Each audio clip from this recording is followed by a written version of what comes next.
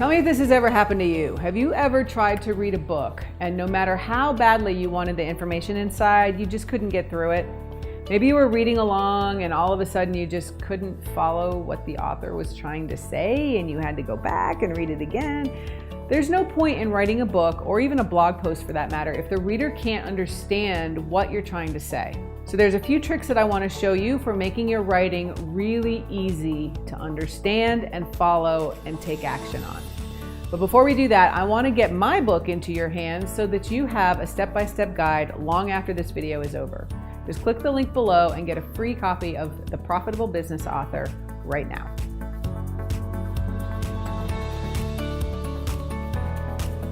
All right, so let's get into these tips. It's really important that you write so that your reader can understand you and follow along and take action on anything that you want them to do. So the first thing that you've got to do is write in a conversational tone. That means write like you talk, which is probably completely opposite of what you were taught in English class. If you wrote in high school or even college, especially, God help you, if you wrote in college and were taught how to write in an academic style with really long words and really long sentences and you sounded so erudite and your professor was like, I love your prose. Don't do that. When you are writing in an academic setting, it is expected that you are going to write very long sentences and very long words. You want to use the most high dollar, we call them high dollar words, like $10 words, when you could use a $2 word. When you're trying to get information across, you need to do it at a level that is easy, because people who are reading a book, they're busy. They don't have a lot of time and they're taking time to spend with you and to listen to what you have to say. So you want to make it easy for them to read. This is not a book to help you sound smart. This is a book to help the reader understand what they need to do to have a better life, to have a more profitable business, to lose 100 pounds, whatever you're trying to teach them how to do. The whole point of the book is for them to understand, not for you to look smart. It's not about you, it's about them. The good news is, it's way easier to write this way. It's way easier to write this way. All you need to do is pretend that you're sitting across the table from a very good friend of yours and you're simply talking to them. Now, sometimes imagining it's not enough and you actually want a friend across the table and you just want to talk to them so that you can help so that you can try out your ideas and see if you're getting the ideas across. If your best friend is sitting and going, huh? I don't understand what you're saying, then that's a problem and you're gonna have to rework how you're writing it. But the whole point is that when you're sitting down and talking with a friend, you're not using $10 words. You're not talking in really long sentences. You're just talking. Sometimes you're even talking in one-word sentences. Sometimes you're talking in sentence fragments. Sometimes you're talking in those no-nos, those sentences that start with conjunctions. You're not allowed to start with the word and, or you're not allowed to start a sentence with the word but. That's what you were taught in school. You were taught in school to write in complete sentences with a subject and a predicate and all the other etiquette things that go involved into a sentence. Forget it. Just say what you want to say. Write in a conversational tone and your meaning will be understood so much better. The other good thing about this, besides that it's easier to write, is it's going to sound more like you. It's going to be in your voice and your tone, and it's going to help people connect to you. People are going to know, like, and trust you when they're done with this book because it's going to sound just like your videos. It's going to sound just like your sales messages, and they're going to like those because you're a likable person, right? So when you try to write from an academic standpoint and you're trying to distance yourself from the writer and you're trying to raise yourself above the writer because you are the expert and I'm going to give all of my information down to the readers, that doesn't make them like you. That just makes them think you're a jerk. So don't do that, right? When you're writing in a conversational tone, you're on an equal level with your reader and you're helping them and you're trying to explain things to them in a simple way that they'll understand. When they get something and they go, oh, that makes so much sense, they're gonna love you. They're gonna be so grateful that you took the time to write that book. And they're gonna be grateful that they decided to take the time to sit down and read that book. don't you think those people are going to be more likely to go sign up for your email list, to go buy your products and services, to hire you to speak? All of those things will happen better when just because you wrote in a conversational tone. All right, number 2 for writing for deep understanding is you want to keep things short. We've already talked about this a little bit. You want to have short words, short sentences, short paragraphs, and short chapters. Tell me if this has ever happened to you. You picked a book off the bookshelf and you were so excited to read the information. This happens to me all the time. I'm like, yes, this book looks so good. I love the title. I love the back cover. This is awesome. And then I open it up and it's just page after page after page of really long paragraphs, and there's no eye breaks, and it's just walls of text. And even before you start reading, it just feels heavy. It feels like, oh my God, this is going to take me 10 years to read. And then even if you're just really getting into it, what it does is it clicks us back to school where we had to read textbooks. Even textbooks these days have gotten short. You got your headlines and your short paragraphs and then another headline and a short paragraph. The reason for that is because people get overwhelmed mentally when they think they have to read these long pages of text.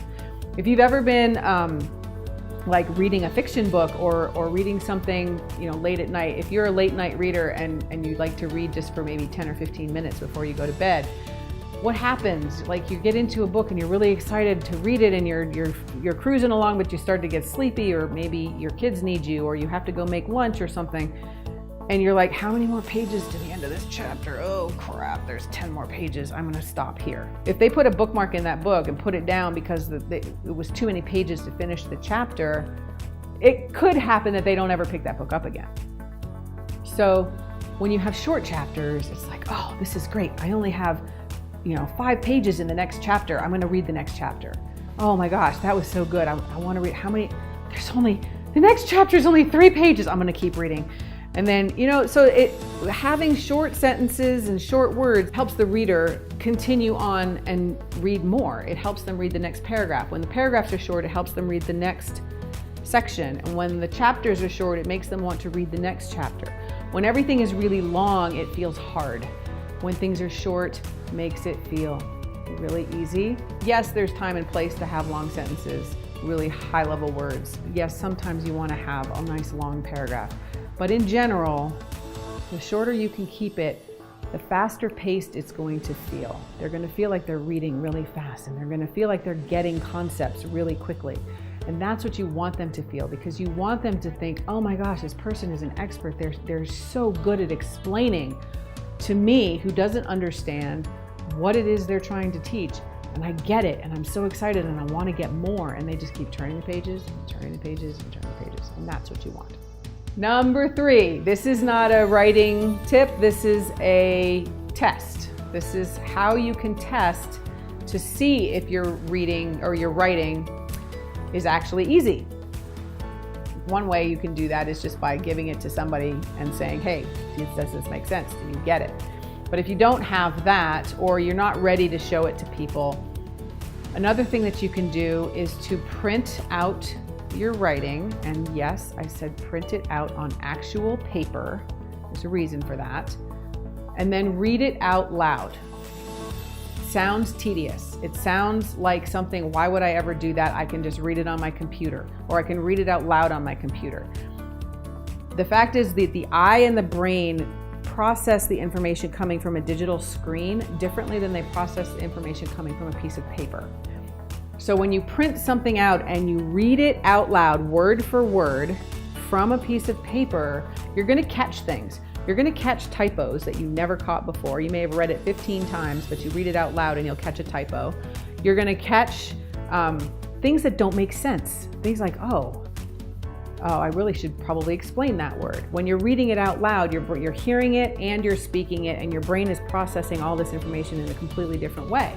What happens is you catch things, and then you can fix them before it gets out into the final published book. One of the biggest things that I am fixing with our authors is that they're creating something called an awkward sentence. And awkward sentences, besides, like it makes you go tee-hee, it's not about that. It's about A sentence that's difficult to get through. Might be short, but it's still difficult to get through. And the reason that that happens usually is because it's too long, or because it really should be two sentences cut into two sentences, or that maybe there are words where the letter combinations are just not, they just don't fit together well, and so you could just use a different word and then it would scan great. So when you read it out loud, anytime that you are stumbling across the words, or you're stumbling to read the sentence, or you're getting tripped up, that's a place where the letters don't work together. They don't like each other for some reason. And it's not like you can memorize this word doesn't work with this word. You just have to read it out loud. And when you stumble to try and speak the words, that's a clue that there's an awkward sentence and then it needs to be rewritten. Maybe it doesn't need to be rewritten a lot. Maybe it only needs a period and make it into two sentences. But that's just a great way to test for things that are going to muddle up the comprehension. So if your reader isn't comprehending the sentence, you could have caught that by reading it out loud. Finally, when you read it out loud, you can tell if a sentence is too long because you're going to run out of breath.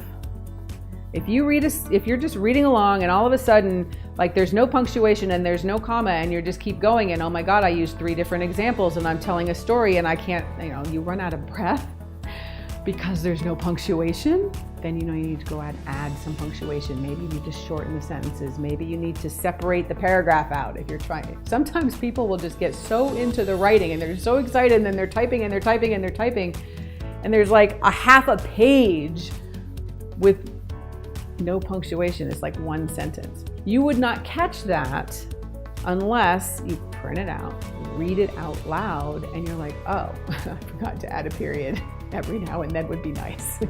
Because the reader, when they read it, is going to get out of breath too. Mentally, they will get out of breath when they're reading something. And after a certain amount of information, if you don't put a pause in the form of a comma or a period, you're going to completely lose them. They're just not going to be able to follow you because you understood it in your brain and you were just typing, but they have to like read your mind. They have to understand what you're trying to say.